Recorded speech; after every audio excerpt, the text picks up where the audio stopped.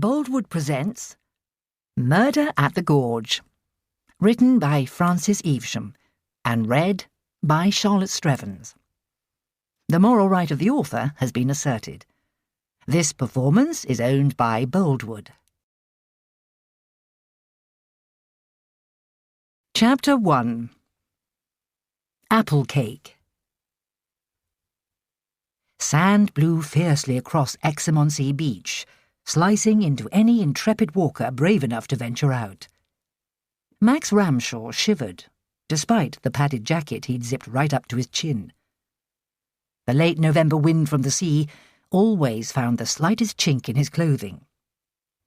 He pulled his beanie lower over his forehead and made a mental note to buy a warmer scarf. In summer, the 8 miles of sand were a delight, the air tangy with ozone and fish and chips, and the beach dotted with cheerful holiday-makers eating ice cream, balancing small children on obliging, mild-tempered donkeys, and helping to build sandcastles. In winter, the seafront belonged once more to the locals. Max and Libby were determined today to reach the wooden low lighthouse. "I have mixed feelings when I walk here," Libby said. She pointed. "Look, that's where I found the first body, lying against one of the wooden legs. It still sends shivers down my spine to remember poor Susie, slumped there like a sack of coal. At least her murder brought us together." "Ramshaw and Forrest, detectives extraordinaire," Max teased. "Forrest and Ramshaw," Libby insisted, as she always did. No wonder they'd never agreed on a letterhead or logo for their private investigation business, even though it now took up almost as much time as producing her famous cakes and chocolates. Libby stood by Max's side, watching the 2 dogs cavorting in the sand. She had a smile on her lips. That smile was almost constant these days. Max forgot the cold seeping into his neck and counted his blessings. In almost 2 weeks, they'd be married. Bear, Max's huge, now rather elderly Carpathian sheepdog, decided an interesting morsel lay just beneath the sand under the lighthouse, and dug furiously with giant paws, sand flying in every direction. "Watch out!" Max shouted. Too late, as sand hit him squarely in the left eye. Blinking furiously, trying not to rub the eye, he staggered upwind of Bear just as Shipley, his Springer Spaniel, dropped to stick twice his own size at Max's feet. Max's curse was lost in Shipley's excited barking and Libby's shout of laughter. She retrieved the stick and threw it for Shipley to chase. "Come here," she told Max. "Let me wash the sand out of your eye." His back to the wind, Max let her dribble bottled water from her rucksack into his eye and scrub around it with a tissue. She'd never make a nurse, but he decided the embrace that followed was worth the pain. "I shall enjoy married life if you look after me like that," he murmured. "You're a useful person to have around." "For the first aid or the cooking?" "Both. I'm expecting to sample every single one of the cake recipes in your baking at the beach books." Libby pulled back a little to look into his face, ducking as the breeze hurled more sand their way. "Baking at the beach is a great title, but not a sensible activity in November," she admitted. "You can call Book 3 Baking in a Nice Warm Kitchen." She laughed. How he loved that sound, a proper deep chortle. His ex-wife had laughed with an affected noise designed, he was sure, to sound like tinkling bells. He took Libby's arm, whistling for the dogs. Shipley, who'd recently undergone strict retraining, returned at once, but Bear went on digging. "Do you think he's getting deaf?" Libby asked. "He used to come when I called, but lately he's been ignoring me." Max studied Bear. "Hard to say. He's not as young as he used to be, and I've noticed he limps a little. Rheumatism, maybe?" Libby was frowning. "I know 12 is old for a Carpathian, but I can't imagine life without him. Maybe he needs a visit to the vet to be checked out." I'll take him if you please agree we can go home now and get out of this wind. Wimp? The wind blew them back to Max's Land Rover, parked near the jetty, in half the time it had taken them to reach the lighthouse. As they flung open the doors and the dog scrambled on board, Max's phone rang. He shot a glance at the screen, and his stomach lurched. Stella. His ex-wife. He hadn't heard from her for years. His finger hovered over the red button for a second, but he knew she'd just call again. Reluctantly, he answered. Hello? Max, I need your help. I'm in Bristol. Come and see me, now. Max stared at the phone, stunned into silence. Libby climbed into the passenger seat. Who is it? Business? Max croaked into the phone. I'll call you back. Ended the call and dropped the phone into his pocket as though it had burned his fingers. Libby pulled her seatbelt tight. That was a bit abrupt. You'll frighten customers away. You could take a lesson from the way Mandy answers the phone at work. Butter wouldn't melt in her mouth these days. She chatted happily about Mandy, her lodger and chocolate-making apprentice, soon to become the sole tenant of Hope Cottage, when Libby moved into Max's house near the sand dunes. She didn't seem to notice that Max still stood by the open driver's door, answering in grunts, not hearing a word she said. Stella, after all these years. Well, let's go, Libby said. Yes, sorry. He made an effort to pull himself together, climbed into the car, and started the engine. Who was it, anyway? Libby asked. He couldn't tell her. Not now. He couldn't spoil her excitement over the wedding. Old colleague, he muttered, and the lie seemed to hang in the air like a cloud. One of your old business mates. Did you get cut off? That's right. Might be some work coming my way. I'll call back later. For once, Max wished he were anywhere in the world rather than inside Libby's cosy Hope Cottage. They were alone, for Mandy was at Brown's Bakery, keeping the business turning over until it's moved to its newer, bigger, swankier premises in Exham. Usually, Max loved to sit at the breakfast bar, smelling Libby's cooking and guessing wildly at the ingredients of her recipes. Is that saffron? In free cakes for the History Society? Not likely. Have you any idea how much saffron costs? This afternoon, Bear and Shipley looked on sadly from the doorway, knowing dogs were not allowed in this professional-grade kitchen. Max hadn't so much as glanced at their mournful faces this afternoon. He felt like a fraud, hiding secrets from Libby. Just tell her, then. He knew he should. It was no secret he had an ex-wife. He'd told Libby all about Stella long ago. So why couldn't he find the words to explain she'd contacted him?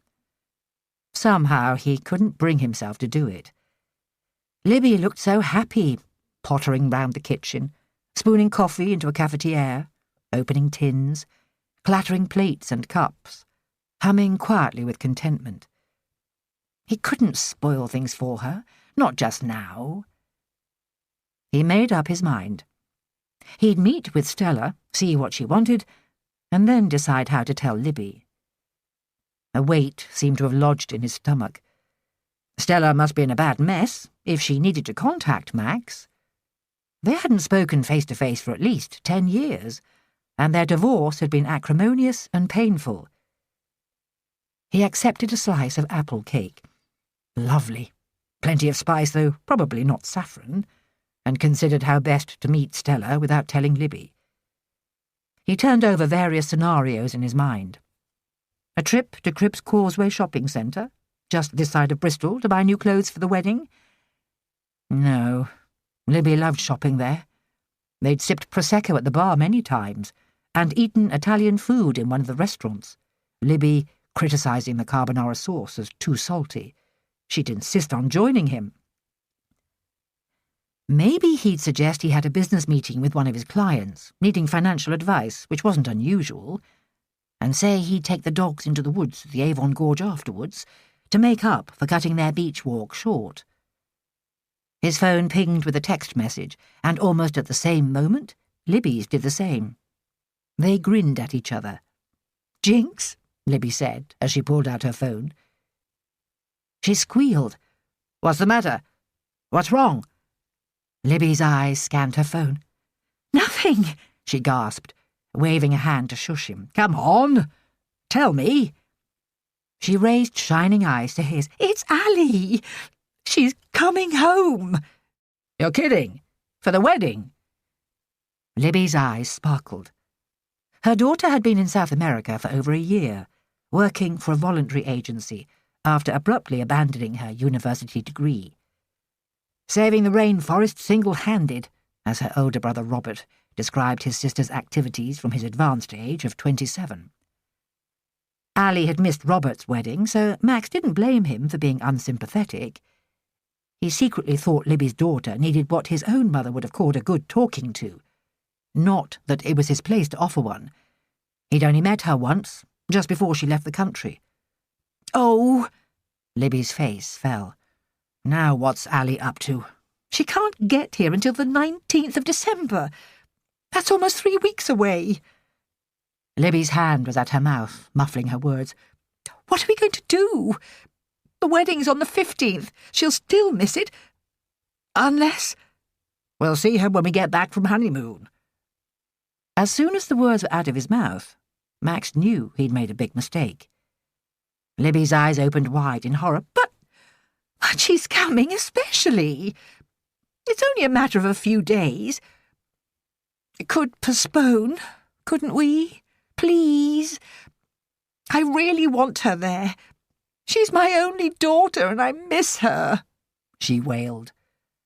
Max could hardly bear to meet her gaze.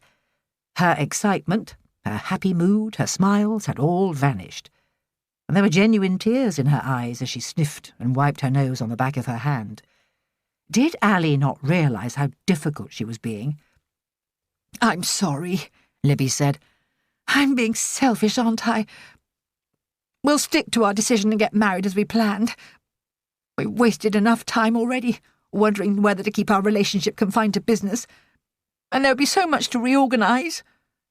Max might not be too good at understanding women. After all, the marriage with Stella had ended in acrimonious divorce. But even he recognised that pleading tone and the look in Libby's eyes. Any fool could see she was going to be broken-hearted if her daughter wasn't at the wedding. "She can't get here any earlier." It was a last-ditch hope. Libby showed him the text message. "All flights booked because of Christmas." Max raised an eyebrow. "Oh, yeah?" Silently, he counted to 10. That didn't sound like the full story. What was Ali up to? Still, his priority was Libby. He wanted her to be happy on the day they began their new life together. He gave in. "We'll rearrange the wedding. I'm sure it's possible. Good job we didn't invite too many guests. But you have to promise, even if a dire tree emergency crops up and Ali can't get here, we'll go ahead." He sighed. This meant another round of organisation. "We'll have to see if we can find a date when your Robert, my son Joe and their wives can be there." Libby jumped up, flinging her arms around Max's neck and hugged him tight. "I'll talk to Angela. We're planning to meet in half an hour at the new cafe premises before this evening's History Society meeting. She's a fanatical organiser, and she'll help me with the planning. I suppose you won't be sorry to miss the History Society meeting?" Max gave her an exaggerated shudder. "You know how those History Society members terrify me. Talk about formidable citizens. And if it weren't for them, we'd have had fewer incidents to investigate in Exham." Libby chuckled. "I think the bad eggs have left. We were sadly depleted at the last meeting, but Angela's determined to pull in new members, preferably ones with no secrets in their past." "Good luck with that," Max snorted. "I can't wait to tell Angela about Ali's plans. She'll be so pleased. She hasn't met Ali." "That's because your daughter doesn't bother to visit her mother." Maybe he'd give Ali that talking to after all, but he'd wait until after the wedding. Chapter 2. Lee Woods. Max had little faith in Ally's reliability. What could have kept her in South America, Brazil in fact, for so long? It must be that boyfriend she'd travelled with. What was his name? Andy, that was it. Just Andy? The man must surely have a last name. He'd asked Libby. Presumably Andy No-Name would show up for the wedding as well. The two of them had just better bring a decent present. At least Libby hadn't inquired further about Max's business in Bristol. Used to his occasional disappearances on financial investigations, some of them on government business, she'd hardly batted an eyelid. Her only request, as Max prepared to leave, was that he should take the dogs. "I feel so mean when they're with me in the cottage and I have to keep them indoors. But if I let them into my tiny garden, they make the lawn even worse.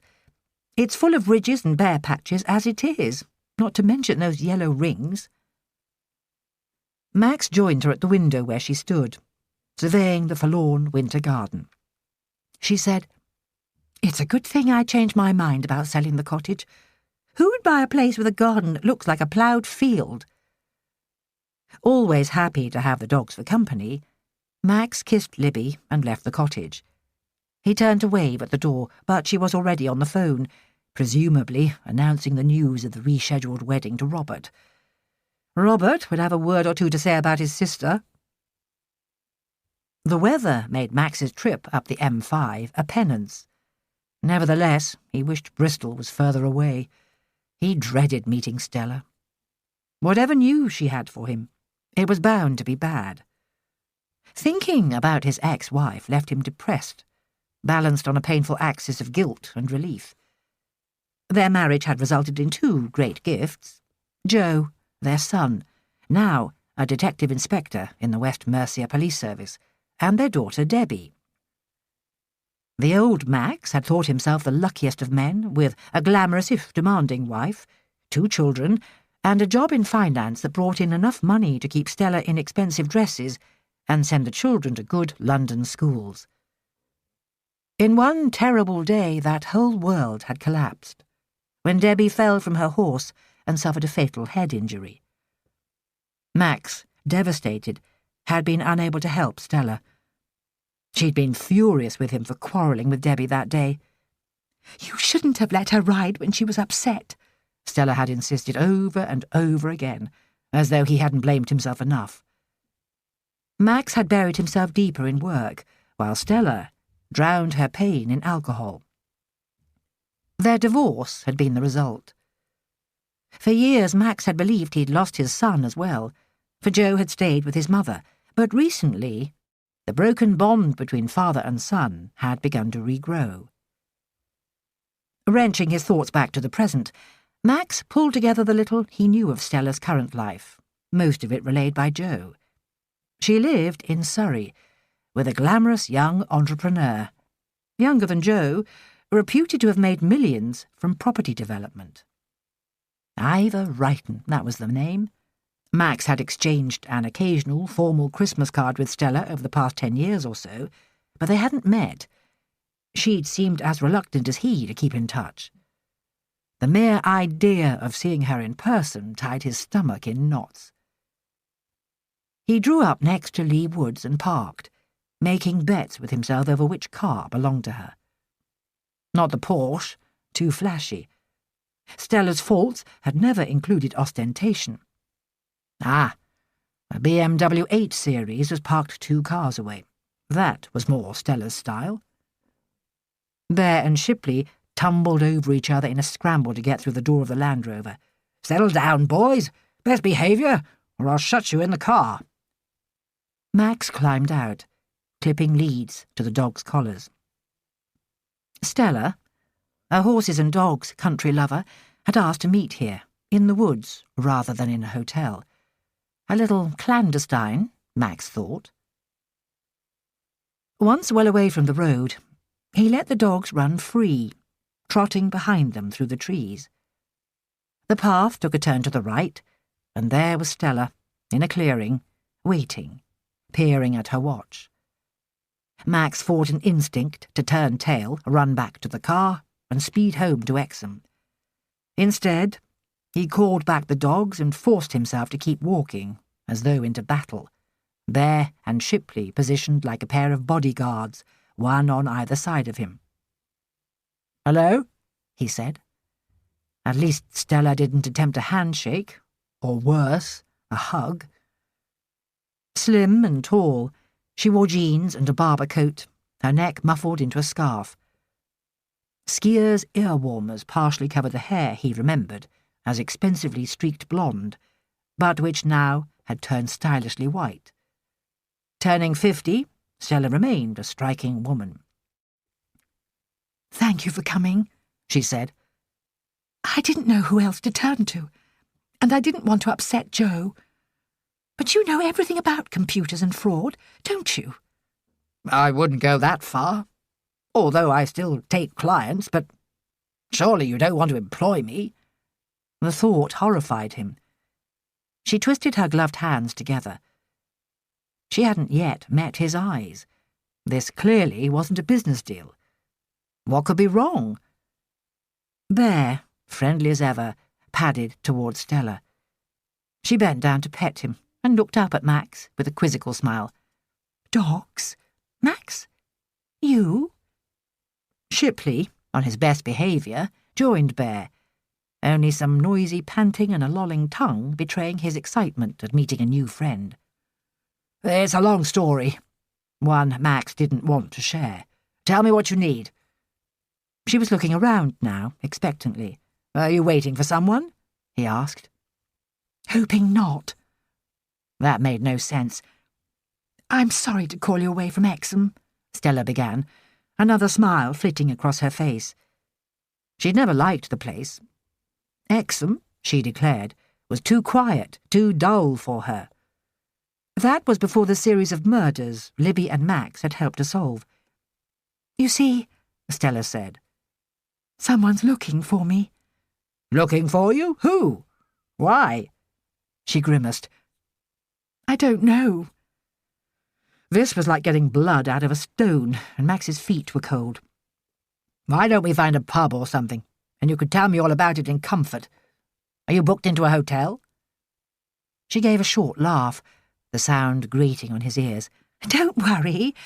I won't be appearing in Exham-on-Sea to spoil your small-town contented idyll with your little friend Libby. Oh, yes, don't look so surprised. Joe's told me all about her, and the investigations you run together. That's why I'm here. I'm in Bristol for a few days, and I thought you could help me. Ivor's going to join me in a couple of days for a little holiday." "Ivor, you're—" What should Max call this man? He was pretty sure she wasn't married at the moment. Maybe Toy Boy fitted the bill best. He swallowed a grin. "Ivor is my friend," Stella said with dignity. "We share a home." Max sighed. "Are you using me to make this Ivor jealous?" Stella took his arm. "Oh, no. I just want to consult you about something." A free consultation. Just like Stella. "Walk with me for a while," she said. "Your dogs will love it in these woods." That was true, at least. "It's good to see you again. You look well. I'd say retirement suits you, but Joe tells me you've been busier than ever. Fighting crime seems to run in the family." The edge had left her voice, and Max could hear echoes of the old Stella. He loved her once, very much, before the marriage went sour. They strolled through trees where the wind barely reached, reminiscing. They talked of Joe, happily married, and moving fast up the police hierarchy in Hereford, and even, hesitantly, touched on Debbie's death. For Max, the raw, unbearable agony had calmed to a lower-level ache. Now he could remember some of the happy moments of Debbie's short life. He liked to recall her as a 4-year-old, dancing round the sitting room in a ridiculous pink tutu, singing, "Look at me, Daddy, look at me." At school, she'd shone at maths, once winning a school prize, and he'd treasured a secret hope she'd grow up to be a scientist. Stella cleared her throat. "I know you blamed yourself for Debbie's death, but at least she died doing something she loved." Max felt a mild resurgence of affection for Stella. Maybe time really did heal a little. "Do you think we'd still be together if Debbie hadn't died?" she asked. Surprised, Max took a moment to think. Would they? Yesterday, his answer would have been an emphatic no. Their marriage had collapsed under the weight of his guilt. "I honestly don't know," he said. Stella laughed, suddenly, harshly, breaking the spell. "Don't look so worried. I don't want us to get back together." He dropped her arm, annoyed. "What's this problem you want to consult me about?" "Some odd things have happened, and I thought, for old time's sake, you'd help me out. I didn't want to worry Joe." "If I can," Max was cautious. The last thing he wanted was to become embroiled in Stella's life. "What kind of odd things?" "I'm getting phone calls with the caller number blocked, and when I answer, the line goes dead. Then I get funny emails, too, and I don't know where they come from." "What sort of funny emails?" "Well, I had one telling me the Inland Revenue are chasing me, and another said I was owed £2,000.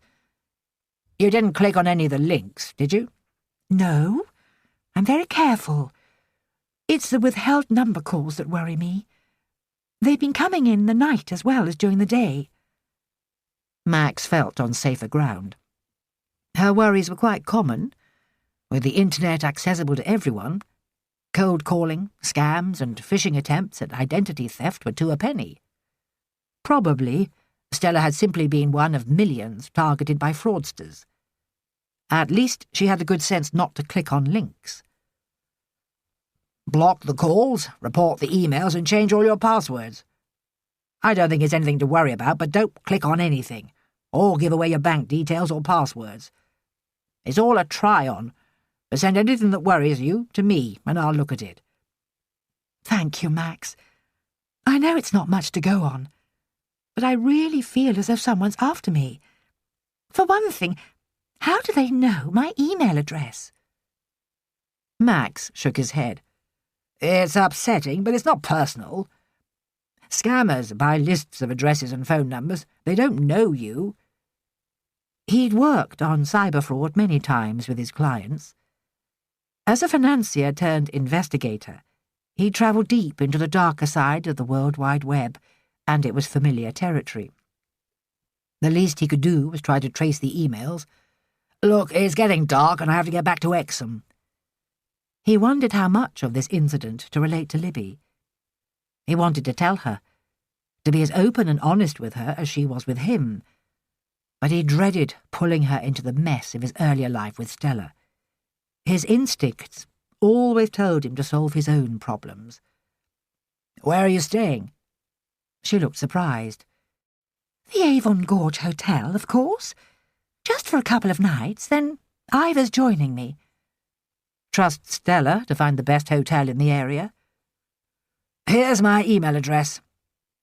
He fished around in his pocket, pulled out an old business card and handed it over. "Send me everything strange you receive and I'll look into it. I have your phone number, and I'll get back to you as soon as I can." "Thank you, Max." She turned one of her best full-beam smiles on him. Oh, how well he remembered it, and walked away. He watched until she left the trees and reached her car. With a wave, she drove off. Max's spirits rose as her car disappeared. He called for the dogs. "Well, Bear, what do you think of my ex-wife?" Bear pulled his head away from Max's hand. Max followed the direction of the dog's gaze to see Shipley, who, until now, had been trotting happily through the woodland, searching for rabbits and following the scent of hidden deer. The Springer Spaniel stood several yards away, stiff, his body trembling slightly. He barked, once. Bear left Max's side, lumbering across to see what Shipley was up to, and whined. "What are you doing?" Bear had begun to scrape at a pile of oak leaves newly fallen, not yet rotted down into compost. Max joined the dogs and took hold of Bear's collar. Shipley ignored him, standing rigidly to attention, his eyes on the ground. Max peered at the leaves. They lay in a heap. Had the strength of the wind thrown them together, or had they been piled up deliberately? His heart pumping, he stirred the leaves, parting them gently with his gloved hands. The pointed toe of a tan suede boot poked through. Moving the leaves with even more care, Max uncovered the bottom half of a pair of coffee-coloured leggings, the second boot half on, half off. Working carefully, a lump of horror blocking his throat, he found a fur-lined jacket and, finally, gently, stroked the remaining leaves from a pale, mud-streaked face. The middle-aged woman's dark hair was tangled with mud and debris, her eyes open, her mouth a little ajar. Max's hands shook. He'd never been the first to find a dead body before, despite the murders he'd worked on. He straightened up, taking deep breaths, fighting to stay calm. "Well done, Shipley," he muttered, his voice muffled. He coughed. "And you too, Bear." He extracted dog treats from one pocket and his phone from another, handed the treats to the dogs, and called the police. Chapter 3. Lucy Lockett. Libby stood in the empty space that would be, if she had anything to do with it, Exham-on-Sea's favourite cafe. She tugged her coat closer and shivered. Angela Miles laughed. "Freezing, isn't it? I've learned to wear my most warmest thermals when I visit. I suppose the heating will be one of the last things to work." The shop fitters had packed up for the day, leaving ladders and shelving leaning against the walls. "We should be open for business on time. It's just a couple of weeks now. Owen's been here most of today, cracking the whip. The workmen speed up every time he appears, and he's terrifyingly fierce with them. You'd never think that, would you?" Angela, a widow for many years and Libby's best friend in Exham, had met Owen Harris a couple of months ago. A good few years older than Angela and Libby, and undeniably stout, he'd seemed at first to be an unlikely match for the elegant Angela. But his needle-sharp business head concealed a warm and generous nature. He owned a string of restaurants and coffee houses across the country, had paid a generous price for Brown's Bakery, delighting the retirement-ready Frank, and was behind the expansion of the bakery into the new cafe. Recognising Angela's organisational abilities, he'd put her in charge as the manager. Libby almost burst with excitement as she told Angela her news. "Ali's coming home after all." Angela's reception was all she could have wished. She threw her arms around Libby in a warm hug. "At last! She's been away for such a long time." "But she can't get here until after the 15th. "She'll be too late for your wedding day. What a shame. Why not get her in time if she's coming anyway?" Something about flights being full. Libby tried not to notice her friend's raised eyebrows. "Will you delay the wedding so she can be there?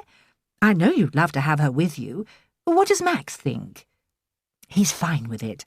He knew how disappointed I was at first when Ali said she didn't think she'd get home at all. I don't think she realised how much I wanted her there." Angela smiled. "I think your son might have given her a hint or two." "Do you?" Libby stopped and thought. Well, it sounded like Robert. He'd always been the quieter of her two children, even a bit boring, but he would never let his family down. "It's going to be a small affair, and I rang the registrar this morning. She said it's fine to move it back a week. It's just as well we weren't planning a full-scale affair like Robert and Sarah's in Wells Cathedral." Angela raised an eyebrow. "And Max agreed, without an argument? That's very understanding. You'll have to make it up to him. He said that. Anyway, he's gone off again to some work meeting. I've no idea what it's about, but you know Max." Angela sighed. "He's not exactly forthcoming about his affairs, is he?" Secretly, Libby agreed, but she wasn't ready to confess, even to herself, that she was tiring of Max's absences. With hindsight, she almost wished he'd complained more about the change of wedding date. He was always calm, and she loved that about him, but she sometimes felt he hadn't let her fully into his world. He was self-contained. He loved a good argument, but Libby had never seen him lose his temper. That was good, wasn't it? Angela walked across to the door at the end of the room. Come and see the kitchen.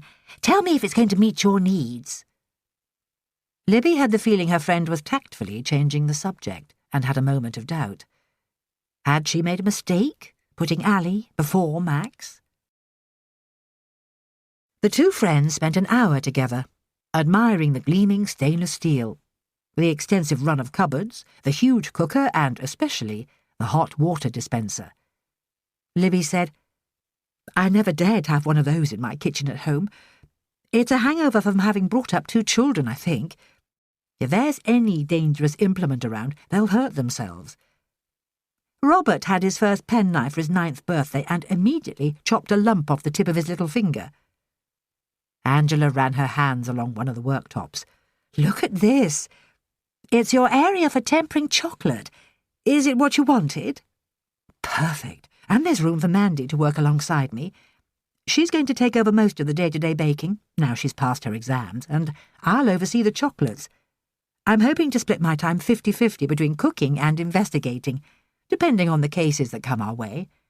You mean on how many more murders Somerset can provide? We've had more than our fair share, it's true. But I'm not going to neglect the cafe. I still love baking and chocolates.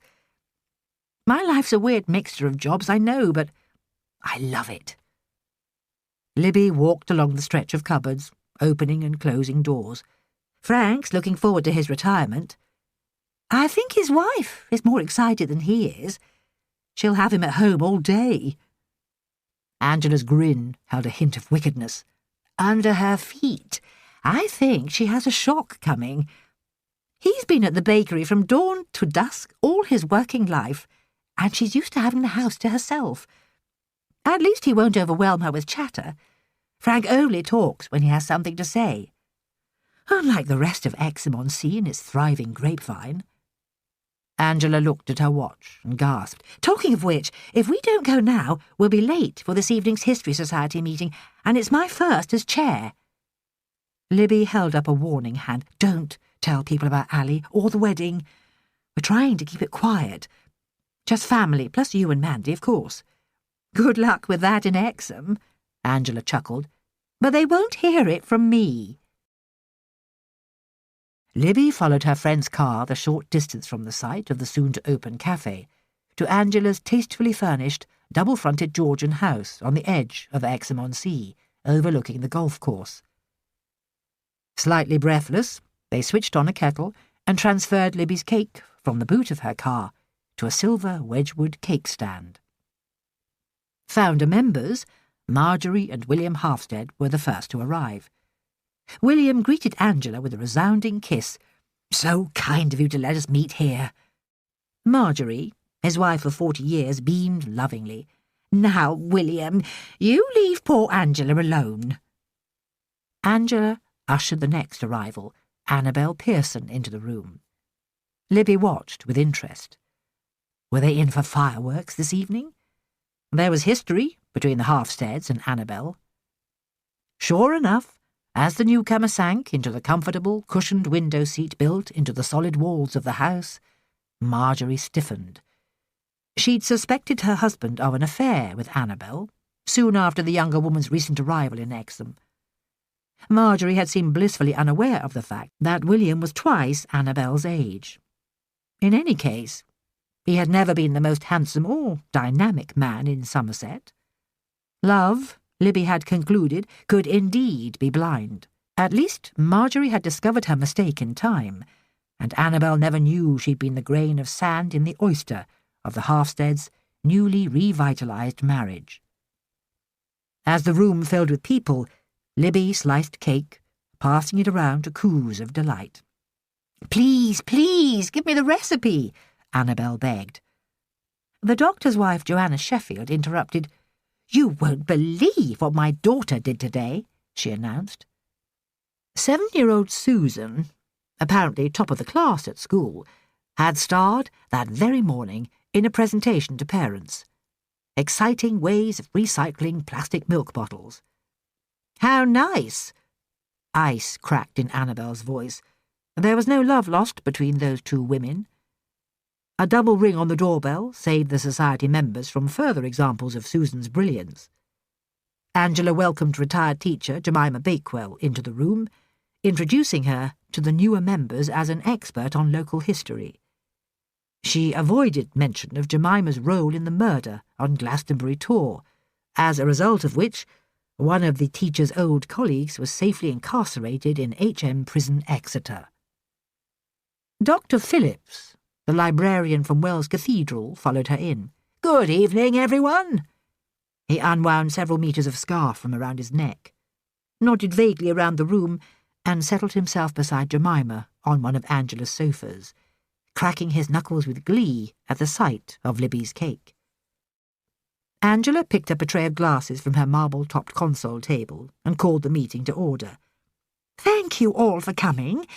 This evening, Dr. Phillips—" "Do call me Archie." Angela didn't miss a beat. "Archie has very kindly agreed to talk to us about the history of Wells Cathedral Library."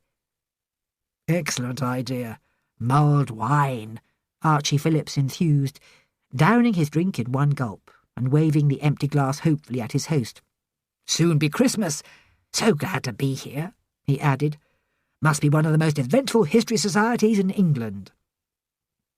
Was that shiver down Libby's spine caused by the ghost of poor dead Beryl Nightingale, long a stalwart of the society, who died before delivering the talk she'd longed to deliver? Her ancestors claimed to fame as a pioneer in the